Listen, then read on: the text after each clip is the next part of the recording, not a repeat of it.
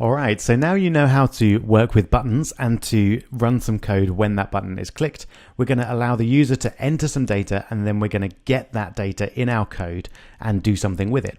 In this case, display it in the logs.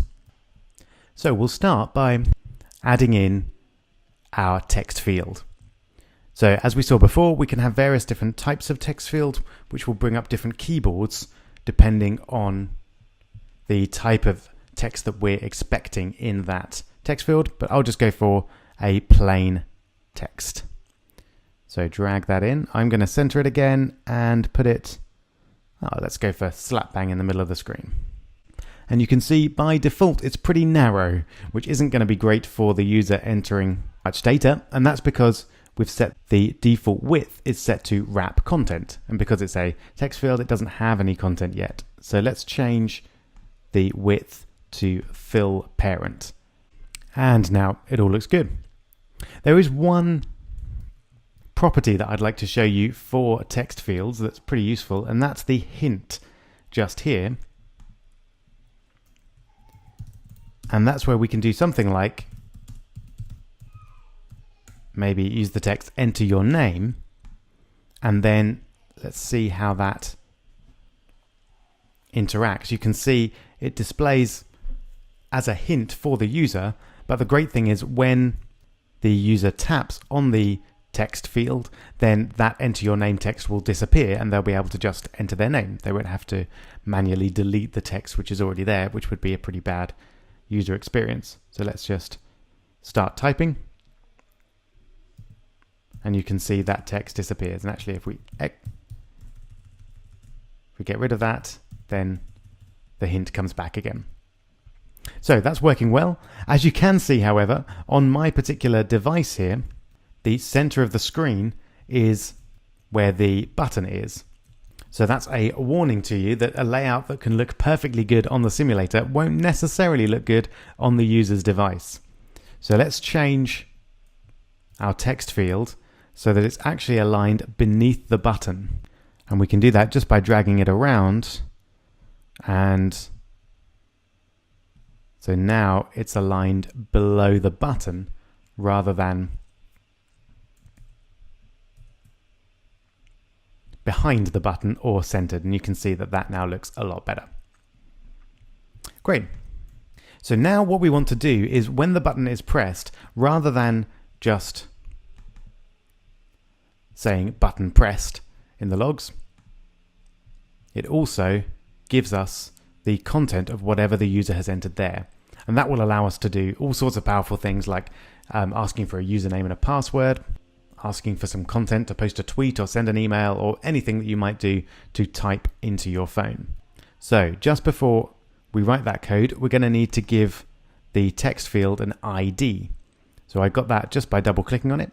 So double click on the text field, and you can see it's already got a default ID of edit text, which is the official name for a text field within Android development.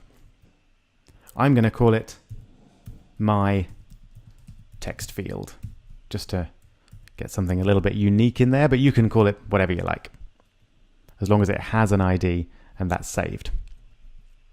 Great. So now, within our click function code, we need to get the contents of that text field. And we do that by essentially creating a variable that represents that text field and allows us to get the contents from it. So as you noticed a moment ago, the text field is of a type of edit text. So we're going to create an edit text variable using Alt-Enter again to add the edit text class. And just like we created a view with a capital V here, we're creating an edit text with a capital E at the beginning there. And I'm going to call it my text field. The variable I used here doesn't have to be the same as the one that I used for the ID, but it kind of makes sense to keep those matching up. And then we're going to set this equal to, and now we want to find that text field. So we use find view by ID. I just pressed enter there to use the auto predict to get that method. So find view by ID, and then R for resources dot ID to get a list of all of the IDs, and then I called it my text field. So that then will search through all the IDs and find the one with an ID of my text field. So we're almost there, but you can see we've got an error. And that's because this find view by ID finds a view, but we don't want a view, we want an edit text. So we have to convert this view into an edit text. And we do that by putting edit text in brackets before our find view by ID command. So let's just summarize what's going on there again. We're creating an edit text variable using that first command there, and it's called my text field. And then we're using the find view by ID method to find our view, to find our text field, and we're finding it by its ID using resources or r.id and then the ID that we set, which was my text field. And then finally, we're converting that from a view to an edit text by putting edit text in parentheses before the command. Phew. So there was quite a lot there. As always, we're diving quite deep quite quickly here, so feel free to go back and listen to that explanation again. But at the same time, also don't worry too much if everything's not completely clear. We will be looking at this and Java in general in much more detail in the next section. So I'm now going to change the log command to log.i, and I'll leave it as info. But this time I want to get the contents of the edit text of the text field. So instead of having that string saying button pressed, I'm going to use my text field dot, and then I want to get the text from that text field. So I use the command get text. And last of all, I want to convert that to a string so that I can display it in the logs. A string is just a collection of characters, just like info or the button pressed that we had before. So that's it.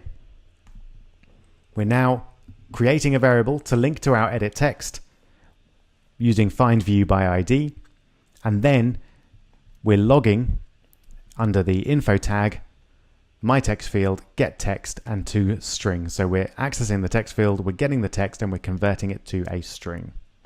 Phew. Let's give it a go. So now I'll put my name in there. I can either use the keyboard or type with the software keyboard, which is very handy. And then I'm going to click the button, and there we go. That's what we're after. So we've got info and Rob. And if I wanted to only see that result, I could just look for info in the search box there. There we go. So we're getting closer and closer to true interactivity here. We can now get some information from the user rather than just letting them press a button. Okay, time for you to do something now though. And the app that I want you to create looks like this. So it's pretty simple. It's essentially a login page for our app. So it asks for a username and a password. Notice the password has a password type, meaning that it displays dots rather than the letters themselves. And then when you click login, the username and password will be displayed in the logs. So that's what we're going for. Whole new app. Best of luck. Go for it.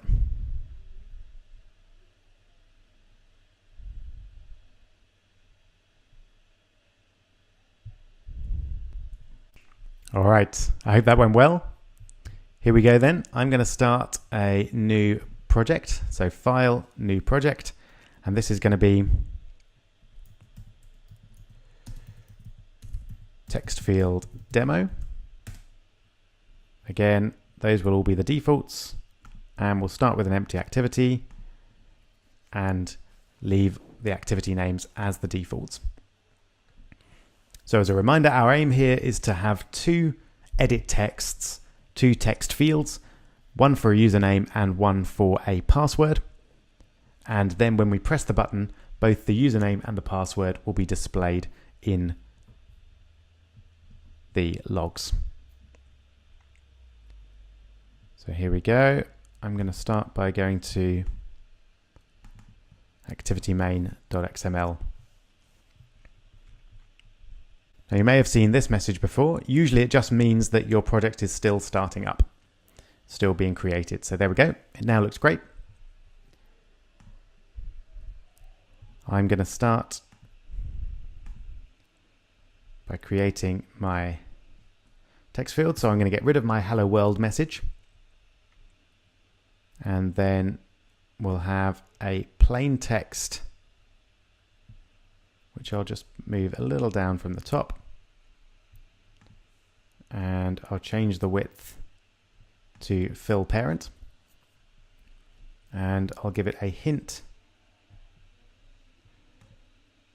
of username. And I'll give it an ID of username edit text, because that's exactly what it is. Okay, now I'm going to add a password, and bonus marks if you did this. We'll set the password to have a type of password. And the width again will fill the parent. We'll change the hint to password.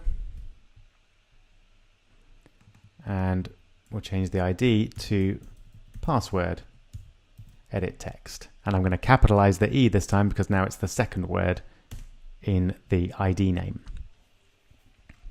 Great.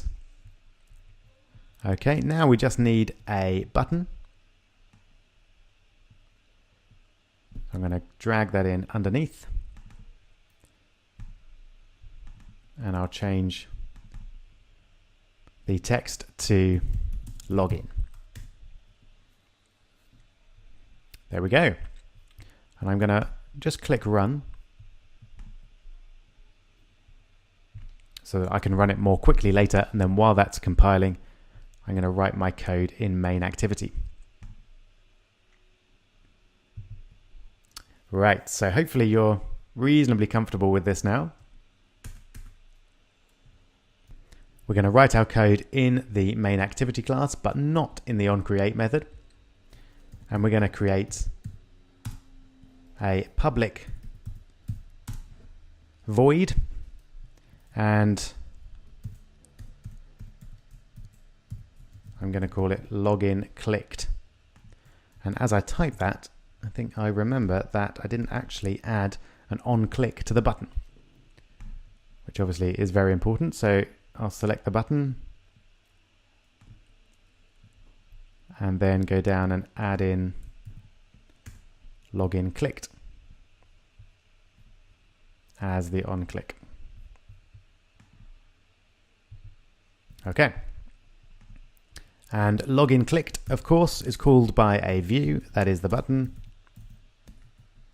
So we'll create a view to represent that, not that we actually use it.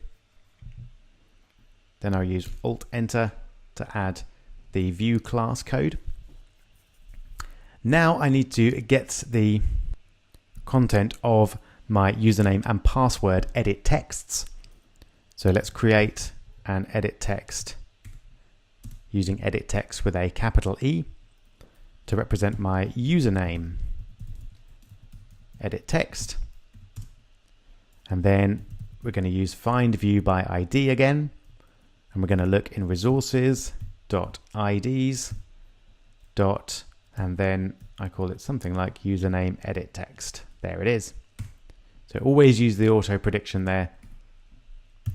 Otherwise, there's a good chance that you'll select one or mistype the ID or something, and everything will go horribly wrong. And of course, this returns a view. I want it to be an edit text. So I put edit text with a capital E in front of it in parentheses. Excellent. So now we've got our username edit text. Now we just need our password edit text. So this time I know I'm going to need to turn it into an edit text. So I'll add that in first and then find view by ID. And I want resources.id.password edit text. Super. So now I've got those two edit texts. I just need to display their values in the logs. So let's use log.i, Alt Enter again to add the log class to the import section up here. You can see we've now got logs, we've got the view, and we've got edit text as well. So I'll use username as the tag this time. And then to get the contents of the username, I use username edit text dot get text dot toString and then a semicolon. And then exactly the same thing for the password. But this time we're going to use password edit text dot get text dot toString. And that's it. Let's see it in action.